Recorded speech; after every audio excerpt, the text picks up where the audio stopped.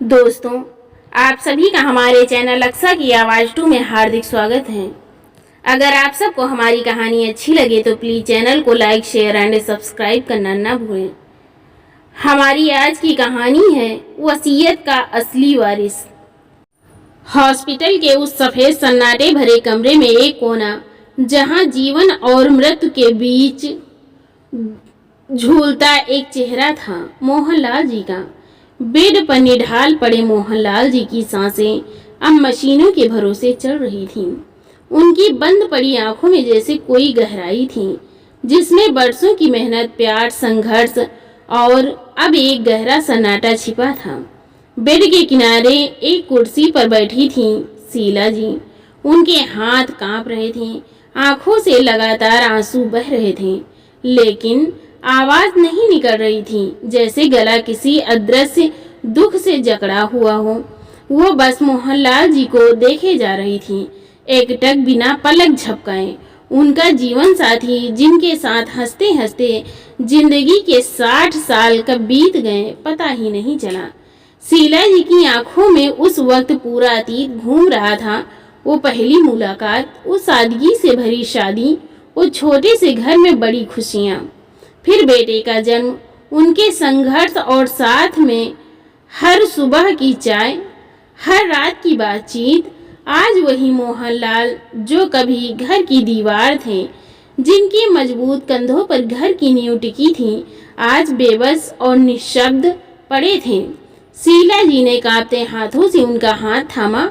वो हाथ जो कभी उनकी मांग में सिंदूर भरते थे, अब ठंडे और निर्जीव लग रहे थे।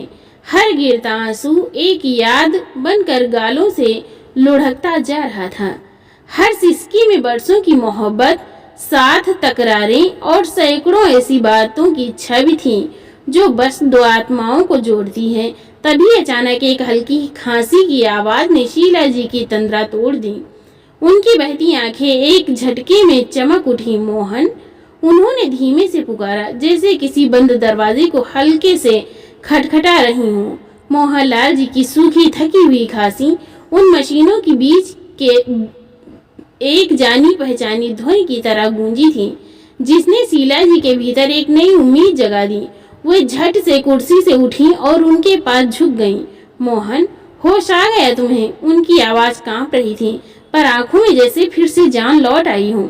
उसी वक्त दरवाजा खुला और रोहित कमरे में दाखिल हुआ, हाथ में दवा का पाउच और चेहरे पर चिंता की लकीरें। अम्मा, क्या हुआ? साहब को होश आ गया? रोहित तेजी से उनके पास पहुंचा। शीला जी ने सिर हिलाया और रोहित ने मोहनलाल जी को सहारा देकर धीरे धीरे बैठाया, उनकी पीठ को तकिए से टेका और फिर दोनों ने मिलकर उन्हें दवा दी।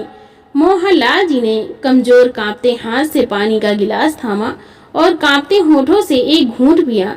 ये एक छोटा सा पल था, लेकिन शीला जी के लिए जैसे पूरा जीवन था। जिस डर ने उन्हें पिछले 2 दिनों से तोड़े रखा था, उस पर अब हल्की सी जीत की रेखा दिखने लगी थी। कुछ ही पलों में डॉक्टर साहब अपने असिस्टेंट के साथ राउंड पर कमरे में आ पहुंचे। वे हमेशा की तरह गंभीर और प्रोफेशनल दिख रहे थे, लेकिन जैसे ही उन्होंने मोहनलाल जी को होश में देखा, उनके चेहरे पर भी एक हल्की सी संतोष की मुस्कान आ गई। Good morning Mohanlal ji, doctor ने कहा। आपकी हालत अब बेहतर है। जो दवाएं चल रही हैं उनका असर दिखने लगा है। फिर वे शीला जी और रोहित की ओर मुड़े और कहा, आप लोग चिंता ना करें, स्थिति अब नियंत्रण में है। 2-4 दिन और निगरानी में रखेंगे, फिर हम इन्हें छुट्टी दे देंगे। बस कुछ परहेज और ध्यान जरूरी होगा। ये शब्द शीला जी के लिए किसी वरदान से कम नहीं थे। उनकी आंखों में एक बार फिर नमी आ गई, मगर इस बार दुख की नहीं, राहत की थी। उन्होंने मोहनलाल जी का हाथ थामे रखा, दिल ही दिल में भगवान का शुक्रिया अदा किया और रोहित की तरफ देखकर मुस्कुराई। अब सब ठीक हो जाएगा बेटा। रोहित मुस्कुराया और बाहर निकल गया। हफ्ते भर अस्पताल में रहने के बाद जब मोहनलाल जी घर लौटे तो घर जैसे फिर से सांस लेने लगा। शीला जी की मुस्कान लौट आई थी और घर की दीवारों में फिर से वह आत्मीयता गूंजने लगी थी जो पिछले दिनों कहीं खो सी गई थी। महीने भर बाद मोहनलाल जी धीरे धीरे अपने पुराने रूटीन में लौटने लगे थे। अब वो सुबह की चाय फिर से अपने बगीचे वाले कोने में लेते, जहाँ धूप का एक टुकड़ा रोज उनकी कुर्सी तक पहुँचता था, जैसे खुद उन्हें आशीर्वाद देने आता हो। आज सुबह भी कुछ ऐसा ही दृश्य था। हाथ में चाय का कप था और सामने बैठी शीला जी, जिनकी आंखों में संतोष था, एक सुकून कि उनके जीवन साथी अब फिर से पहले जैसे हो रहे हैं। मोहनलाल जी ने कुछ सोचते हुए कहा, शीला, रोहित कहाँ है? उनकी आवाज में एक कोमल जिज्ञासा थी। शीला जी ने हल्की मुस्कान के साथ जवाब दिया, दुकान पर गया है। जब से आपकी तबीयत खराब हुई है वही सब देख रहा है। पूरी जिम्मेदारी उठा ली है उसने। उनके लहजे में गर्व भी था और आभार भी। मोहनलाल जी चुप हुए, फिर कुछ देर बाद पूछा, मनन का फोन आया था? उनकी आवाज में इस बार थोड़ी सी उम्मीद छुपी थी। उसने दूर बसे बेटे की एक हल्की सी याद दिल की गहराई से निकाल कर होठों पर आ गई हो। शीला जी की नजरें झुक गईं। जी नहीं, उन्होंने धीमे से कहा। एक छोटा सा मौन दोनों के बीच आ बैठा। शायद दोनों समझते थे कि अब मनन की दुनिया अलग हो चुकी है। तभी घर के दरवाजे की घंटी बजी। रोहित अंदर आया, हाथ में कुछ कागज और फाइलें लिए। साहब, उसने मुस्कुराते हुए कहा, दुकान के कुछ हिसाब किताब है, आप देख लेते तो अच्छा होता। और सामान की पेमेंट करनी थी तो कुछ दस्तखत भी जरूरी हैं। मोहनलाल जी ने आंखों पर चश्मा चढ़ाते हुए फाइलें देखी और बोले, चलो दुकान ही चलते हैं। वैसे भी घर में बैठे बैठे ऊब गया हूँ, जरा पुराना माहौल देखूंगा तो अच्छा लगेगा। रोहित तुरंत बोला, जी, गाड़ी निकालता हूँ। कुछ ही देर में दोनों घर से निकल गए। एक वृद्ध जो फिर से जीवन की रफ्तार में लौट रहे थे। शीला जी ने बालकनी से जाते हुए दोनों को देखा। उनकी आंखों में चमक थी। शायद यही होता है सच्चा रिश्ता, जहाँ शब्दों से ज्यादा भावनाएं बोलती हैं। चाय के कप में पड़ी ठंडी होती हैं बूंदों को देखते हुए शीला जी की आंखें एक बिंदु पर ठहर गईं। मन कहीं और जा चुका था। वर्तमान की चुप्पी में अतीत की एक पुरानी हलचल फिर से जीवंत होने लगी थी। 20 साल पहले की वो रात, जब वो देवी के दर्शन के लिए निकली थी। मोहनलाल जी के साथ मंदिर में भारी भीड़ थी। शक्ति के जयकारों से गूंजता वातावरण, धूप दीप की महक, घंटे घड़ियाल की आवाजें, और फिर अचानक एक भगदड़ मच गई। किसी के चप्पल छूटे, किसी का बच्चा बिछड़ गया, किसी का मांग का सिंदूर आंसुओं से धुल गया। शीला जी का दिल जोर से धड़क रहा था। भीड़ के धक्कों के बीच वे किसी तरह मोहनलाल जी का हाथ थामे बाहर निकली। सांसें तेज, आंखों में भय, पर जिंदा थे। यही सबसे बड़ी राहत थी। तभी मंदिर के बाहर कोने में एक लगभग 5-6 साल का बच्चा धूल में लिथड़ा रोते रोते हिचकियां ले रहा था। माँ, माँ, उसकी आवाज जैसे शीला जी की आत्मा को चीर रही थी। वो क्षण मानो समय रोक कर खड़ा हो गया था। चारों ओर भगदड़ के शोर में उस बच्चे का रोना एक माँ के दिल को सबसे ज्यादा सुनाई दिया। मोहनलाल जी ने तुरंत पास खड़े 2 पुलिस वालों से संपर्क करने की कोशिश की। साहब, ये बच्चा बिछड़ गया है, संभाल लीजिए इसे। पर पुलिस वाले दौड़ते हुए बोले, अभी घायलों को अस्पताल पहुंचाना है, बहुत भीड़ है। बच्चे को यहीं कहीं किनारे बैठा दो, हम बाद में देखेंगे। ये सुन शीला का कलेजा कांप उठा। उन्होंने बच्चे को गोद में उठा लिया, उसका सिर अपनी छाती से लगाकर बोली, कुछ नहीं होगा बेटा, मैं हूं ना। मोहनलाल जी ने धीमे स्वर में कहा, शीला, चलो रिपोर्ट कर देते हैं, पुलिस को सौंपते हैं, फिर लौट चलते हैं। पर शीला जी की आंखें उस मासूम चेहरे पर टिकी थी। नहीं मोहन, हम इसी शहर में रहते हैं, रिपोर्ट दर्ज कराकर इसे घर ले चलते हैं। कहीं से कोई खबर आई तो पुलिस खुद ही सूचित कर देगी। देखो ना कैसे रोते रोते थक गया है। मोहनलाल जी ने उनकी आंखों में वो सच्ची ममता देख ली थी जो शब्दों की मोहताज नहीं थी। वो कुछ नहीं बोले, बस हामी भर दी। जब मोहनलाल जी और शीला जी उस मासूम को घर लेकर आए तो घर की चुप दीवारों में जैसे कोई तूफान आ गया। एक छोटे बच्चे के कदमों ने सिर्फ दहलीज नहीं लांघी थी, बल्कि पूरे परिवार की सोच, व्यवस्था और सीमाओं को भी चुनौती दी थी। घर में आते ही सबने जैसे मोर्चा संभाल लिया। ये क्या कर आए हो तुम दोनों? इस महंगाई में जहाँ अपने बच्चों का पेट पालना मुश्किल है, वहाँ एक पराया बच्चा? क्या जरूरत थी इसे घर लाने की? पुलिस को सौंपते, अनाथालय होते हैं वहां दे आते।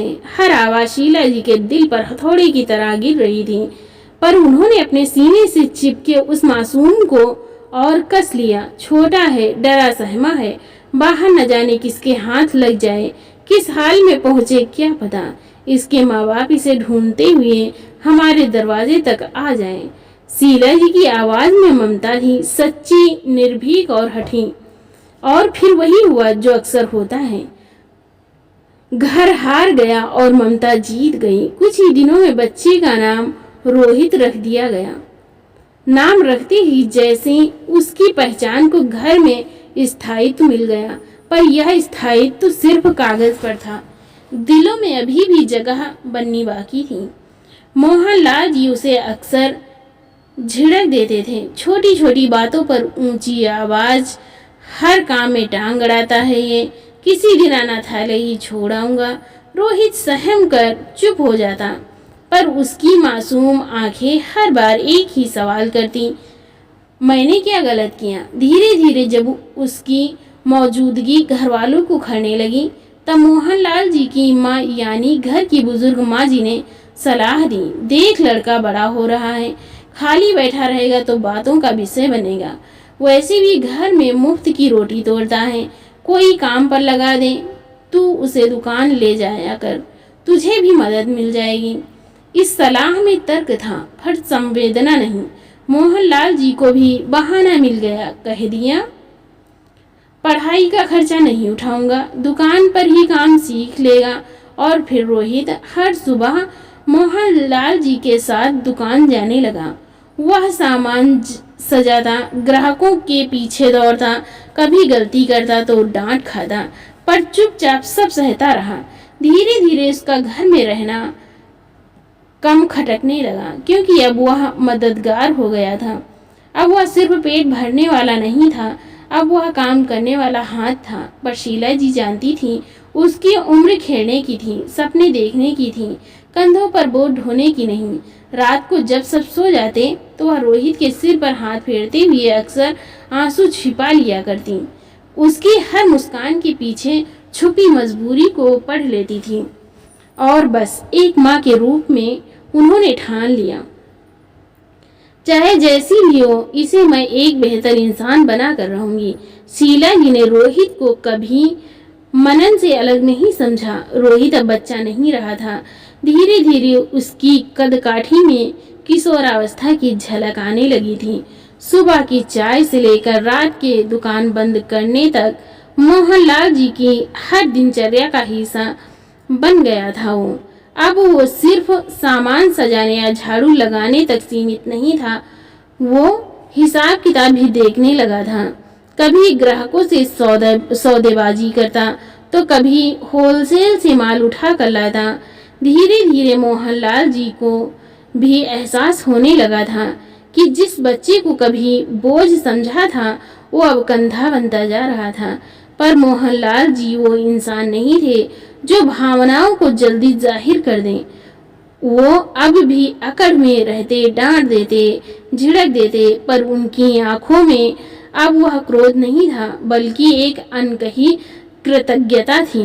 कभी कभी जब दुकान में कोई बड़ा ऑर्डर आता या ग्राहक कोई पुराना हिसाब निकालता, तो मोहनलाल जी अनजाने में ही कहते, अरे रोहित, जरा वो बही तो देख, तू ही समझा इसको, ये छोटा सा संबोधन तू ही समझा, कई वर्षों की दूरी को कुछ इंच और कम कर देता। घर में भी माहौल कुछ कुछ बदलने लगा था। रोहित की मेहनत, उसकी चुपचाप सेवा भावना और हर आदेश पर बिना किसी सवाल के काम कर देना अब घर वालों को उसकी जरूरत का एहसास कराने लगे थे। कभी कभी शीला जी का मन बहुत व्यथित हो उठता था। मन के किसी कोने में कसक सी उठती थी कि इस घर में सबको एक बिना दाम का मजदूर मिल गया है, जो बिना कोई सवाल किए, बिना किसी अधिकार या अपेक्षा के सिर्फ 2 वक्त की रोटी और प्यार के कुछ टुकड़ों के लिए दिन रात खटता रहता है। वो मन ही मन सोचती थी, क्या सिर्फ खाना ही काफी है किसी जिंदगी को जिंदा रखने के लिए? पर क्या कर सकती थी? ना मोहनलाल जी उस विषय में कुछ सुनना चाहते थे और न ही घर की हालत इतनी थी कि रोहित को कुछ देने की सोच पाती। उनका मन बार बार रोहित की ओर खींचता, एक माँ की तरह स्नेह उमड़ता, पर एक हिचक भी थी। समाज के तय किए गए रिश्तों की दीवारें उन्हें हर बार रोक लेती थीं। रोहित ने भी जैसे खुद को उसी जीवन में ढाल लिया था। बिना किसी शिकायत, बिना किसी मांग के वो केवल आदेश की प्रतीक्षा करता। घर के हर सदस्य से वह सलीके से और सम्मान से बात करता। कभी किसी से ऊंची आवाज में नहीं बोला, कभी कोई भूल या बहाना नहीं। धीरे धीरे उसकी यही चुपचाप मेहनत और निष्ठा मोहनलाल जी के दिल को भी पिघलाने लगी थी। वे अब दुकानों के बड़े बड़े फैसलों में भी उससे राय लेने लगे और कई बार तो कुछ जरूरी फैसले उसके कहे पर ही कर डालते। और इस तरह 20 साल बीत गए। इन सालों में मोहनलाल जी के माता पिता का देहांत हो गया। मनन कॉलेज के बाद बेंगलोर चला गया, वहीं नौकरी लगी, फिर शादी भी कर ली। मनन ने कभी पीछे मुड़कर नहीं देखा। अब तो फोन भी कभी कभार ही आता था मनन का, और हर बार बात बस 2-3 मिनट की औपचारिकता बनकर रह जाती। घर में अब बस 3 लोग रह गए थे, मोहनलाल जी, शीला और रोहित। पर इन तीनों में भी एक सा भावनात्मक समीकरण बन गया था, जिसमें बोलने की जरूरत नहीं रह गई थी। हर रिश्ता कर्तव्य और आत्मीयता की चुप भाषा में ढल चुका था। और फिर एक रात अचानक हर चीज जैसे थम सी गई। रात के 12 बजे का समय था। घर नींद में डूबा था। अचानक रोहित की नींद खुली। उसे कुछ अजीब सी आहट सुनाई दी। उठकर देखा तो मोहनलाल जी छाती पकड़े जमीन पर झुके बैठे थे। चेहरे पर पीड़ा साफ झलक रही थी। एक पल भी गंवाए बिना रोहित ने जैसे बिजली सी फुर्ती दिखाई। तुरंत उन्हें कंधे का सहारा देकर गाड़ी में डाला, शीला जी को संभाला और रात के सन्नाटे को चीरती हुई गाड़ी अस्पताल की ओर दौड़ पड़ी। वहां डॉक्टर ने बताया, ये हार्ट अटैक है, इनकी तुरंत एंजियोग्राफी करनी होगी। जहां उस घड़ी कोई सगा बेटा दुनिया के किसी कोने में चैन की नींद सो रहा था, वहीं रोहित बिना किसी खून के रिश्ते के रात भर हॉस्पिटल की बेंच पर बैठा रहा। कांपते हुए हाथों से शीला जी ने बेटे मनन को फोन मिलाया। वो आवाज जो कभी ममता से भरी रहती थी, आज हिचकियों में डूबी थी। बेटा, तुम्हारे पापा को दिल का दौरा पड़ा है, हम अस्पताल में हैं, जल्दी आ सको तो। फोन की दूसरी ओर एक लंबा सन्नाटा था। फिर थकी हुई बेजान सी आवाज आई, अरे माँ, आप तो घबरा गई। अभी इस उम्र में कुछ न कुछ तो चलता ही है। अस्पताल पहुंचा दिया, डॉक्टर है वहाँ। पैसे की जरूरत हो तो बता देना, ट्रांसफर कर दूंगा। बाकी मुझे आने का टाइम नहीं है। और बस वो फोन वहीं पर कट गया, जैसे किसी रिश्ते की आखिरी सांस चल रही हो। 20 दिन लगातार शीला जी ने मनन को फोन मिलाया, हमेशा उसे घर आने के लिए कहा, लेकिन मनन तो जैसे अपनी दुनिया में ही व्यस्त था। और इधर रोहित 20 दिन तक से दिन रात मोहनलाल जी की सेवा में लगा रहा। शीला जी अक्सर सोचती, जिस बेटे को जन्म दिया, गोदी में झुलाया, उसी से जैसे रिश्ता समय की रेत में फिसल कर रह गया था। वो रातें, वो अस्पताल की दीवारें, हर दीवार चुपचाप गवाही देती रही कि वहाँ एक सगा बेटा नहीं, बल्कि एक मिला हुआ बेटा दिन रात अपने पिता की सेवा में जुटा था। 20 दिन लगातार फोन करने के बाद आखिरकार शीला जी ने फिर कभी मनन को फोन न करने का निर्णय लिया। मनन से ऐसे व्यवहार की उम्मीद शायद शीला जी को नहीं थी। वही वो बेटा जिसे कभी गोद नहीं लिया गया था, पर जिसने सारे अधिकारों से अधिक सारे कर्तव्य निभा दिए थे। वो दुकान भी संभालता, अस्पताल के चक्कर भी लगाता, दवाइयाँ लाना, डॉक्टर से बात करना, खाने का ख्याल रखना और सबसे बढ़कर शीला जी के मन का संबल बनना। उसका चेहरा थकान सी उतर जाता था, पर आवाज में एक भी सिकन न होती, आंखों में चिंता होती, पर शिकायत कभी जुमा तक नहीं आती। उसके होने से उन 20 दिनों में जो एक अकेलापन और असहायता में डूबी हुई शीला जी को एक अटूट सहारे में बदल दिया था। गाड़ी के हॉर्न की आवाज से शीला जी अतीत से बाहर आई। शीला जी दरवाजे की ओर लपकी, गाड़ी आंगन में आकर रुकी। ड्राइवर सीट से रोहित उतरा, सहारा देकर मोहनलाल जी को उतारा। उनकी चाल धीमी थी, लेकिन चेहरा शांत था। शीला जी उनके लिए पानी लेने को जाने वाली थी कि तभी मोहनलाल जी ने उनका हाथ थाम लिया और बोले, रुको शीला, बैठो, कुछ कहना है। उनकी आवाज में अब कमजोरी नहीं थी, बल्कि एक विचित्र दृढ़ता थी, जैसे उन्होंने अंदर ही अंदर कुछ बहुत बड़ा सोच लिया हो। शीला जी घबरा सी गईं। उनकी आंखों में सवाल थे, पर वो चुपचाप पास की कुर्सी पर बैठ गईं। मोहनलाल जी ने गहरी सांस ली। रोहित पास खड़ा था, पर कुछ दूरी बनाकर, मैं सोच रहा हूँ, इस बीमारी ने मेरे भीतर कुछ खोल दिया है। मैंने बहुत बड़ी बड़ी गलतियां की हैं। शीला जी ने भरी आंखों से उनकी ओर देखा। वो आगे बोले, जिंदगी भर जिसे दुत्कार, जिसे कभी अपना नहीं माना, जिसे कभी मैंने नौकर से ज्यादा कुछ नहीं समझा, उसने आज हमारे लिए बेटे से भी बढ़कर सेवा की है। और जिसे बेटा कहा, जिसके लिए सब कुछ न्यौछावर कर दिया, वो तो कब का हमें भुला चुका। उसके लिए हम जिए या मरे, उसे कोई फर्क नहीं पड़ता। लेकिन बस अब और नहीं शीला, कुछ जिम्मेदारियां हैं जिन्हें अब वक्त रहते मुझे पूरी करनी है, वरना ये अपराध कभी माफ नहीं होगा। न कि आंखें अब भीगी थी, पर शब्दों में पछतावा से ज्यादा निर्णय था। शीला जी समझ गई कि मोहनलाल जी अब कोई बड़ा फैसला लेने जा रहे हैं, शायद वह फैसला जो रोहित के जीवन की दिशा बदल देगा और उनके अपने दिल को भी आखिरकार चैन देगा। मोहनलाल जी की आंखों में आज एक ठहराव था, जैसे जिंदगी के सारी उतार चढ़ाव पीछे छूट चुके हों और अब बस वो करना बाकी हो जो दिल से किया जाना चाहिए। वो गहरी सांस लेकर बोले, मैंने एक फैसला लिया है शीला। शीला जी चौंक कर उनकी ओर देखने लगी। याद है गोपी चाचा, हमारे पड़ोसी गांव के बुजुर्ग, उन्होंने अपनी पोती के लिए कई बार मुझसे कोई अच्छा लड़का बताने की बात की थी। वो लड़की बड़ी सुंदर है, सलीकेदार है, पढ़ी लिखी भी है और सबसे बड़ी बात, परिवार के संस्कारों की इज्जत करना जानती है। मैं सोच रहा हूँ क्यों ना उसकी शादी रोहित से कर दी जाए। यह सुनते ही शीला जी थोड़ी हैरान सी हुई। मोहनलाल जी आगे बोले, जो जमीन गोपी चाचा के गांव में है उसे रोहित के नाम कर दूंगा और उसके साथ ही ये घर और दुकान भी वसीयत बनवा दूंगा। हमारे बाद ये सब उसका होगा। कम से कम हम चैन से मर तो सकेंगे, जानते हुए कि जिसने जीवन भर हमारी सेवा की उसे अब जीवन जीने का अधिकार भी मिला। क्या कहती हो? शीला जी की आंखें एकटक उन्हें देखने लगी। उनके भीतर तूफान सा कुछ चल रहा था। कुछ पलों की चुप्पी के बाद धीरे से उनके होंठ कांपे और मनन, उसका हक। मोहनलाल जी का चेहरा गंभीर हो गया। एक गूढ़ मुस्कान के साथ बोले, मनन को हमने पढ़ाया, बढ़ाया, ऊंचाई दी। आज वो बेंगलोर में अच्छा खासा कमाता है।